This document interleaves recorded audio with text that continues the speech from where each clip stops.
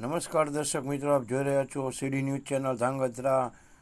સીડી એટલે corruption destroy news, હંમેશા સત્યની સાથે. હું જયસિંહભાઈ પઢિયાર.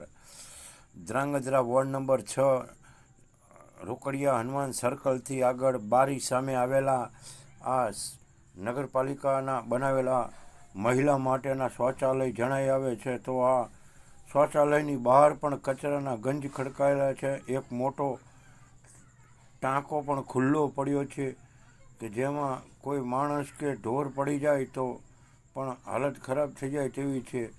તે આપણે જોઈ શકીએ છીએ. તો દર્શક મિત્રો, આપણે અંદર જોઈશું કે આ શૌચાલયની ખરેખર પરિસ્થિતિ કેવી છે.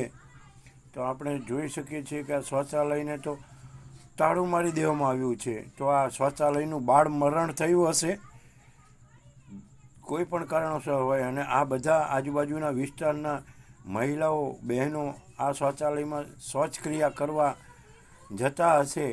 પરંતુ હવે તો આ શૌચાલયનું બાળ મરણ થઈ ગયું છે, અને આ શૌચાલયની અંદર જે બારણા પણ તોડી નાખવામાં આવ્યા છે.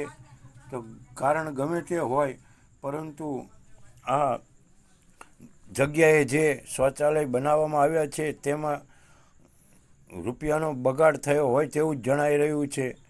તો દર્શક મિત્રો, આપણે જોયું કે આ ગુજરાતમાં 45મા નંબરે આવતી ધ્રાંગધ્રા શહેરની નગરપાલિકાના વિકાસના કાર્યો ઉડીને આંખે વળગે એવા છે. ત્યારે આ બહેનો પણ આવી છે, અને બહેનોએ અહીંયા હારતોરા કર્યા છે, અને ફૂલોથી આ શૌચાલયનું બાળ મરણ થયું છે તેને શ્રદ્ધાંજલિ આપવામાં આવી છે. તો આ બહેનો પોતાના આંસુડા પણ લૂછી રહી છે કે અમારા માટે બનાવેલા આ શૌચાલયનું બાળ મરણ થયું ત્યારે અમને ખૂબ જ દુઃખ થયું છે. તો દર્શક મિત્રો, આપ જોઈ શકો છો કે આ વિસ્તારમાં રહેતી બહેનો અહીંયા શૌચક્રિયા કરવા આવતી હતી. તેઓને આ શૌચક્રિયા કરવા માટેનું હવે એક સ્થળ રહ્યું નથી, તેને તાળા લગાડી દેવામાં આવ્યા છે.